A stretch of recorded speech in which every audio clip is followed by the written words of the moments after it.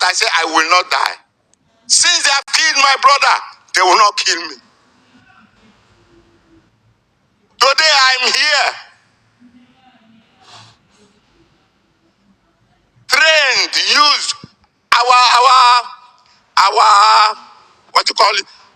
Our area was Ezinachi to Uturu. That is our axis. So I fought by the grace of God. I'm fought.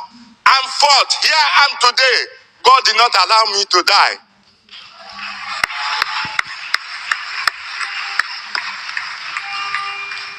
As a veteran, a child veteran, we are not going to step back till this Biafra that is in our hands is consolidated.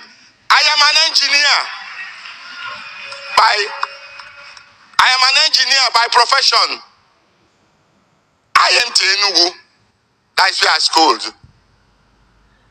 Thank you. Today I've accomplished this goal of mine to be in presence of all Biafrans all over the world to give this testimony. Praise the Lord.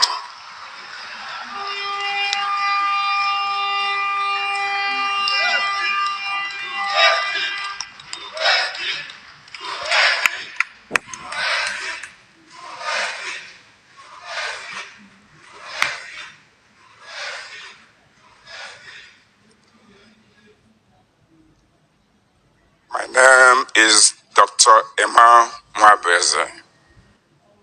My story is completely different.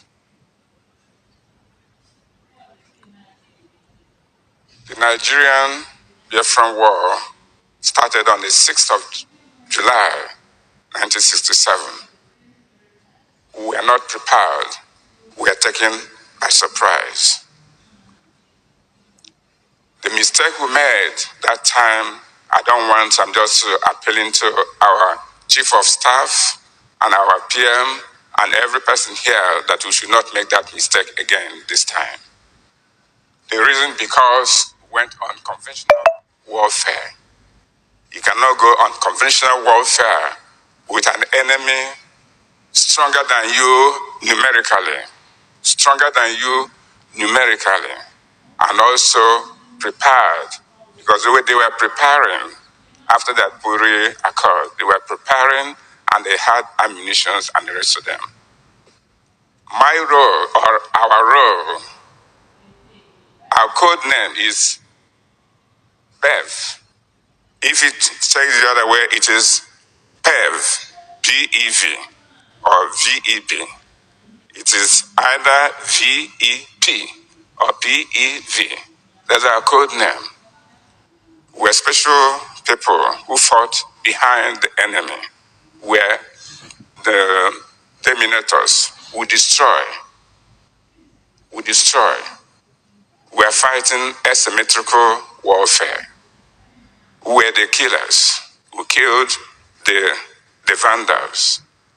So what you hear after that is post-war, because it can be in Ezequiel know what is happening at Udi, and you cannot be in Port Harcourt and know what is happening in another place. Those people, our people made that mistake by going face to face with a superior. We're not ashamed. I'm not ashamed to say they were superior to us that time, because we're not prepared. We're a ragtag army. As the war continued, we grew in strength by what we captured from them, until we started getting Ogbunibe and the baby flying planes. No person came to help us. And you heard what was said yesterday. Don't expect any person to come and help us. We must help ourselves.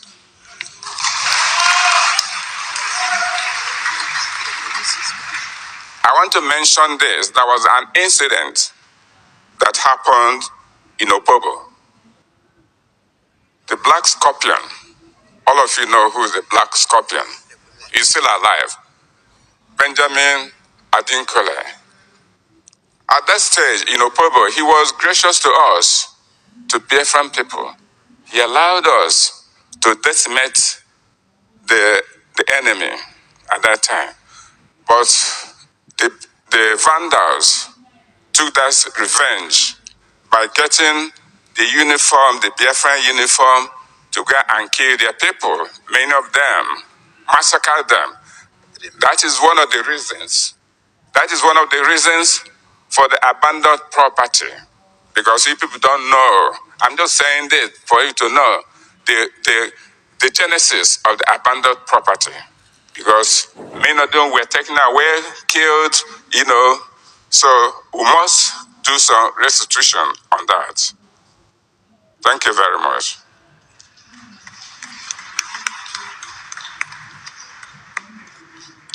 Good morning, Biafrans. Today, Biafran nation is 48 hours old. Woo! Yes! As my professor have told us, veteran in Biafra does not mean that you went to war. We were the ones that were trampled on the foot by Kwashiorkor. I was a victim. And I remember, one thing is that when you suffer like we did between 1967 and 70, you become an old person at the age of 2 years old. You know more than you should know, because you are no more looking for toys. You are looking for food.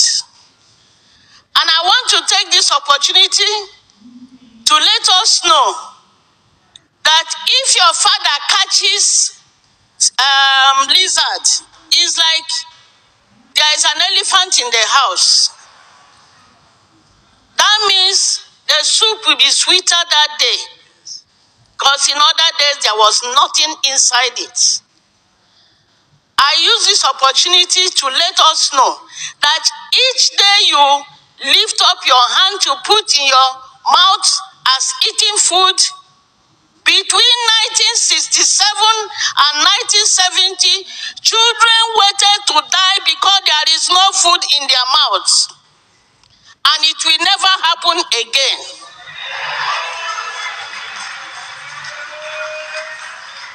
One good thing that our PM has done is to secure a relationship with the Amazonians, so that axis can be open for Biafrans to bring in food in case of incasity. And we must appreciate it, because that was where we were actually strangulated. Nigerian government strangulated us from that axis, whereby they make sure nothing came into Biafra land, and we all suffered. I want to use this opportunity to thank all the nations who supported us, those that sent Gari Gabon to us, those that sent stockfish that is very salty. I thank them all. They are the one that made me to be in Finland today. Thank you, nations of the world. Thank you so much. Thank you.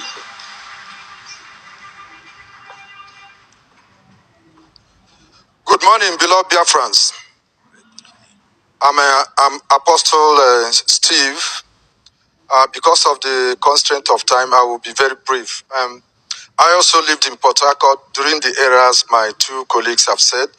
I wasn't a veteran, I was young, but everything that went on through the war, I knew about that. I was in Port Harcourt when Port Harcourt fell, when the 84 got into Bonny, and the affliction, the rape our women went through in the hands of these people is unbelievable. Yeah. I lost a very precious uncle during that time. Schools were closed. I was in elementary 5 then. We were sent home. My father and my eldest brother remained until Port Harcourt fell. they ran back. I just want to make the story very short. You know, we have constantly said that 3 million children died. That's an understatement. More than 5 million children were starved to death. Vulture ate even children who couldn't walk. A pregnant woman, their stomach was cut open and the child was brought out. The worst of it all was when the war was getting to an end. I just want to make it very short because of emotion. We got back home. The war got so bad that as kids we were trained first of all as rangers, and later we were trained as BOF, that's Biafran Organization of Freedom Fighters home branch. So there was the senior set that normally go to war, hit and run. We go recce and things like that. I just want to make it brief. So as home BOF, we are always looking out for when the enemies will come. We will send intelligent informations. So actually, when the war came to an end, you know, we came out first, but the rape continued. They raped wives. They took our mothers. You will be there as a man. They will take your wife from you. They brought all kinds of diseases. They defied our people. They defiled everything. They tortured.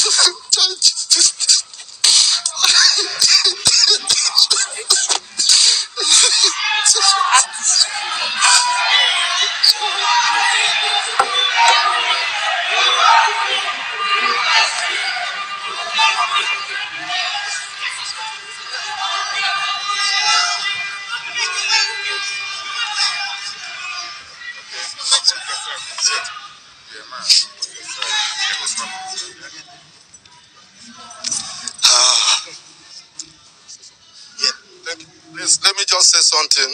I swore as a young man that I'd rather die than see Nigeria rule us again. So today, I am the happiest man on earth. 2 days ago, that Biafran nation was declared, restored again. So I am the happiest living human being on earth because my vow have come true. Thank you, Obatobie. Thank you, Mazen Amdekano. Thank you, Biafran government. And I thank all the nation. But I want to remind us one thing. Most of our children were taken away by the Holy Ghost fathers during that war. Because the Kwashiorkor was terrible, they took them away with helicopter and sent them to many countries. Those are another challenge we have, to trace those little kids that we are taking away for safety by the Holy Ghost fathers, who we are doing so much in bringing in relief, Karika-born, stockfish. They did a lot, so we need to trace those our little young ones that we are taking away. God, thank you so much. Thank you, Apostle Steve. Great Biafrans, my experience speaks for the millions of children that their childhood was deprived. I mean, we hear that war was going on, but we don't know what caused the war. Our education was completely disrupted. I remember we have to go in the bush under a tree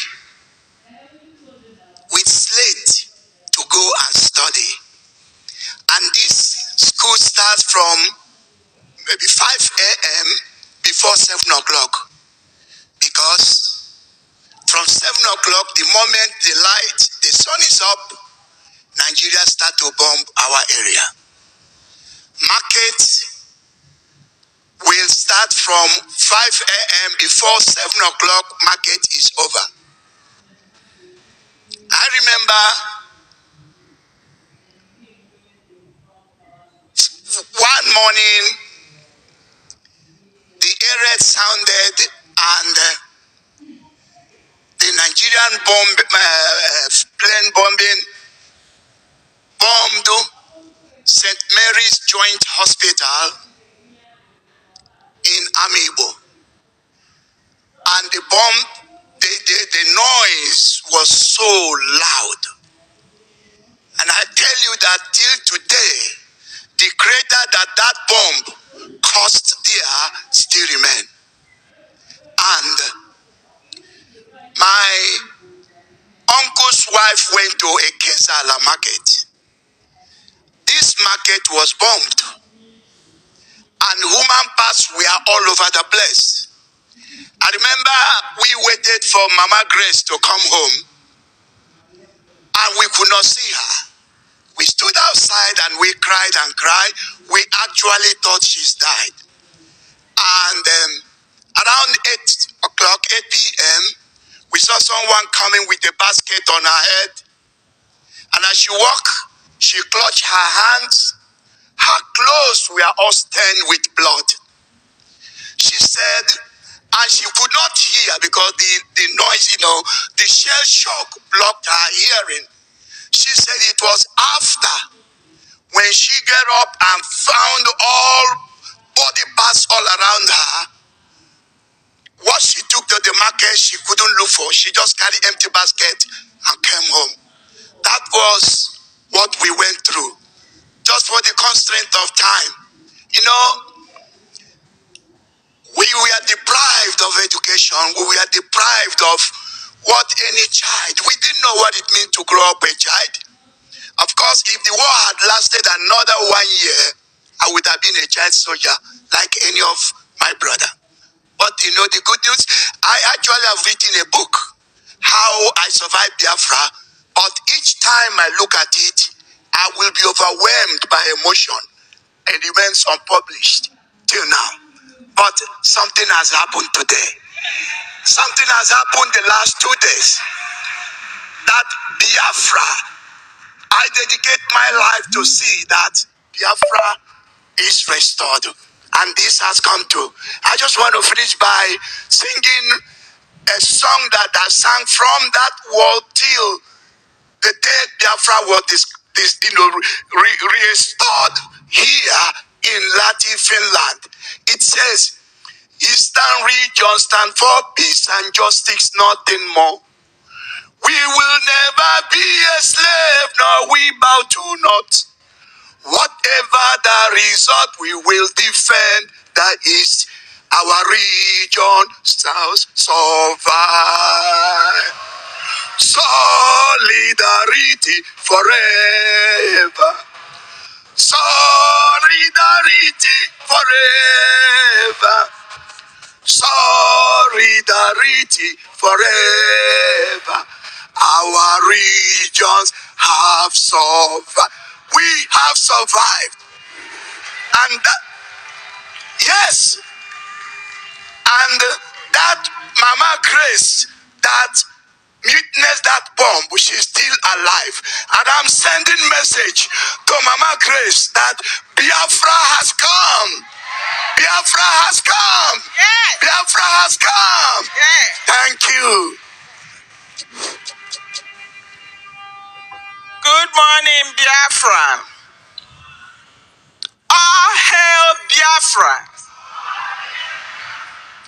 All hail Biafrans.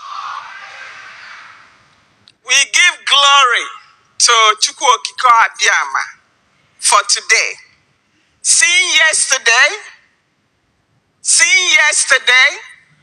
so many millions of people came alive just hearing what happened yesterday.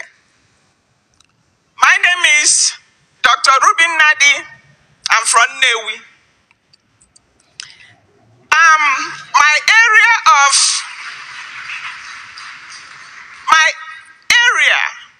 witnessing Biafran war is totally different. I did not suffer because I was at home. I was a little girl. I remembered our house was covered with palm tree. It happens that my house was the place everybody in the family, in the village, comes for shelter. We don't have bunkers. So I remember that some people will wear big bag and stay inside it and hump and jump to come to our house. Once everybody come in, you sit down, we were like, is this the place? My father was very spiritual. So he believed that that is our bunker. And everybody believed that. So I will use this to say about our education. We're going to have infrastructure in Biafra land. So that anything that happens, the building of schools will be where everybody will go. We sleep there if we need be. It's going to be our comforter. We're going to make sure that our children will know about this history. There's so many people that don't know what happened. My eldest brother was a journalist. All I know is that he went to Oxford with Ojukwu. They left Nigeria the same day. I came back the same time. So he was working hand in hand with Ojukwu. I know that whenever he comes in, he say, "Oh, they are from this war front. They are from this war front. They are from this war front." Then he will leave. During that time, my father died. He couldn't even come. My father instructed, once he died, please bury him, let nobody gather, because of what was going on. At that point, everybody's like, our bunker is gone. Why will I go there again? So I'm putting this with our education. We will make sure that what happened to us during 66 to 70 will never repeat again. We will make sure that what our PM started and pulled us to this point, that we will not let it go in vain. Whatever anybody will do to make sure we carry that the touch he has, that we're following him, we will make sure we get to the end of the tunnel. So whoever that will help with your finances, with your prayers, with your peace, anything to put us together so that what happened during the war will never happen to us again. With this, I will close saying that our Onyendu, wherever he is, he's hearing us, whether spiritually or whether this news will eventually get to him. That race he started will never end. And our PM is watching us, knowing that he told us to come here today. He made us gather here today. That is not in vain. That this suffering, that we will never, ever be slave again in the country they say we are part of. This is why we are here. And we thank God we accomplished it in Jesus' name. Amen. Thank you.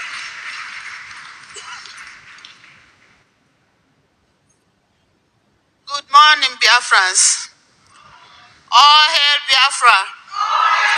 All hail Biafra. Today, I'm the proudest woman on earth because I lived long enough to witness the restoration of Biafra. I was only about 17 years plus when the Nigeria Biafra's civil war started. I was in secondary school. I was only in class 2, secondary school.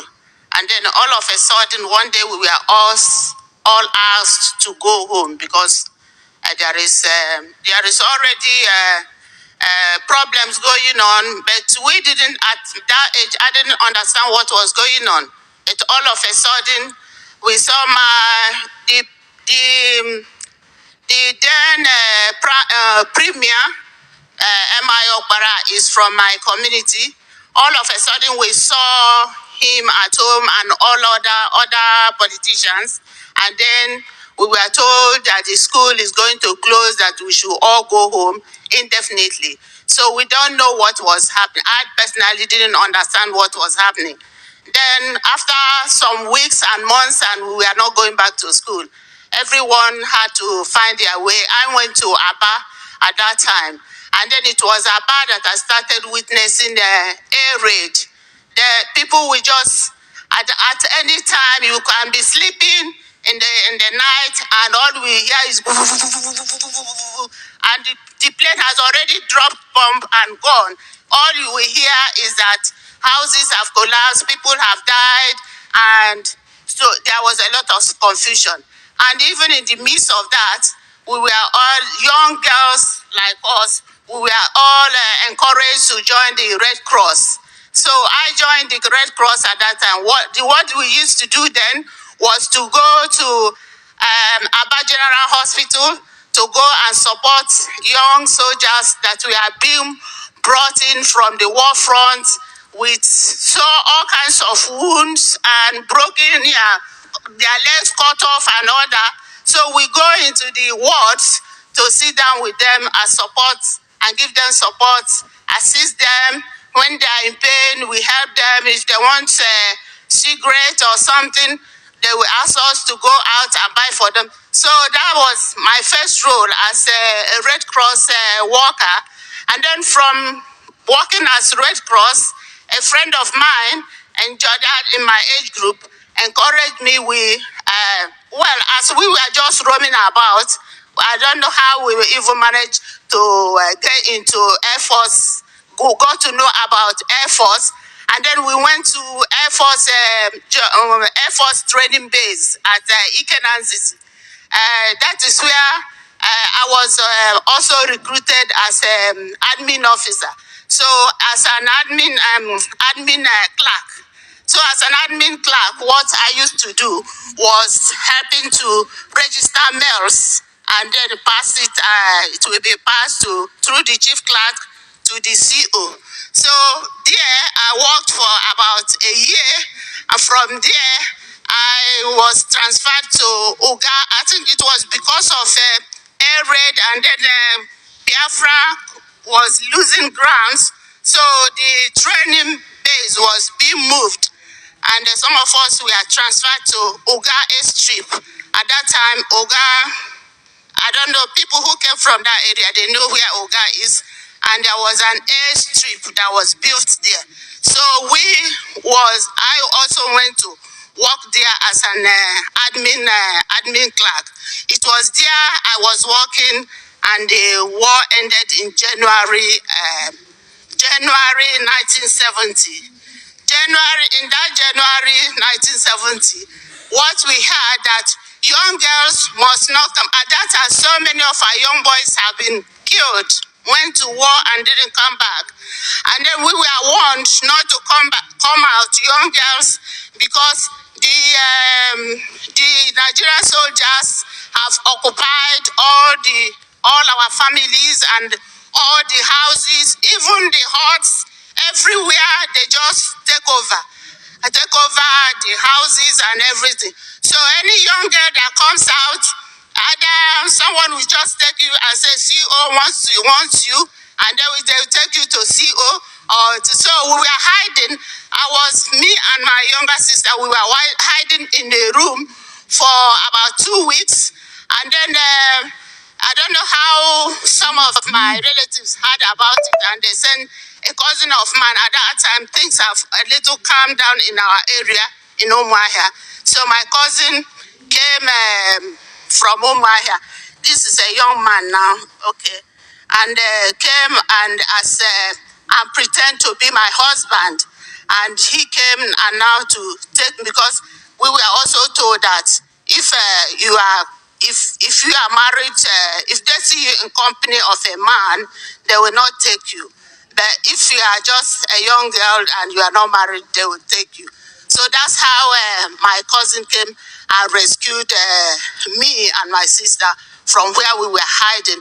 It's a long story, but because of time, I cannot go ahead. But what I thank God is that I'm alive to witness young people like Obatobie and Mazen Nnamdi Kanu, they came up in my lifetime to start this again, and I'm part of it today. I praise God for that. Praise God. All hail Biafra. Oh, sorry.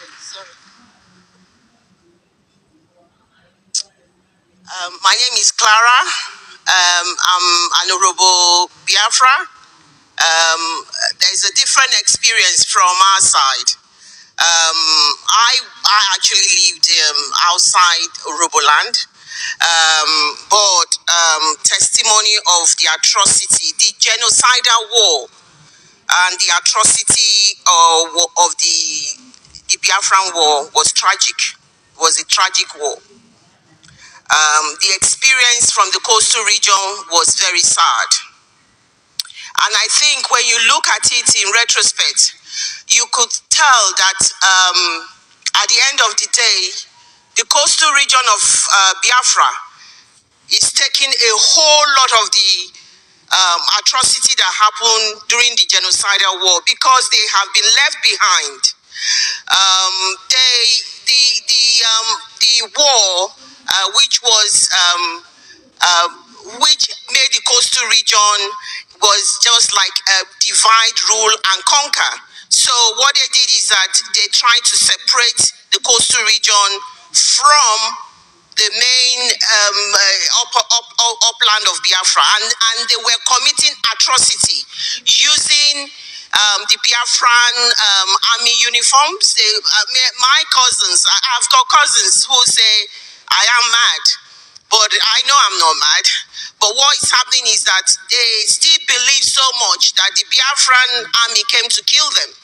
But that's the tragicness of this war, that the coastal region is still suffering from it. So we do need a lot of education. So I'm looking at it from two perspectives now.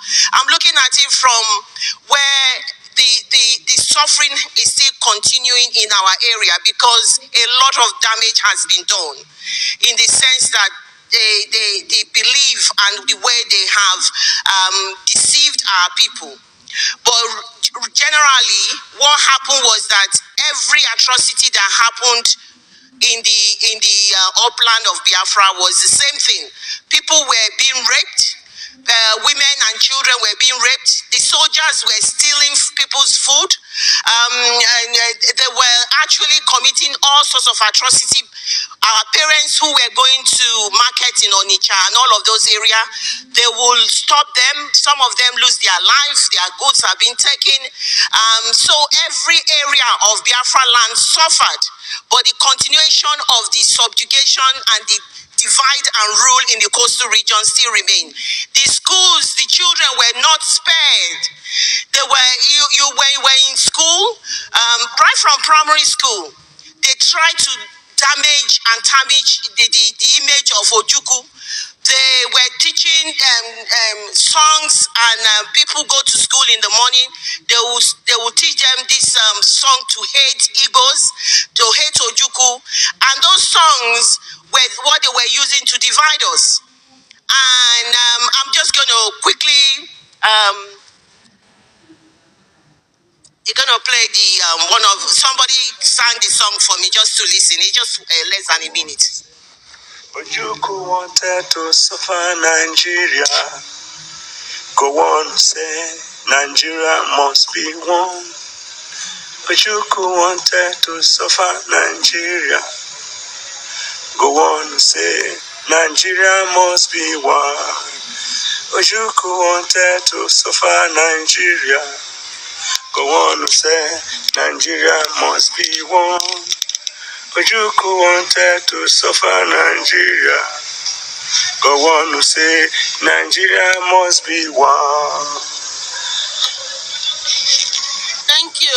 This song was being sung around the schools and all the primary to secondary schools, and students were compelled to sing the song to hate Biafrans and to hate anything Igbo Biafrans. That was the purpose of the song, and teachers were compelled to sing the songs and to teach the songs for all the pupils or students to learn it by compulsion or by compulsory.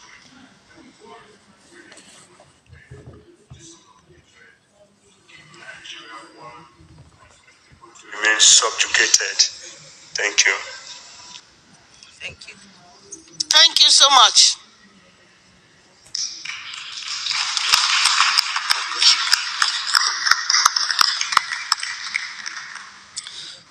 Good.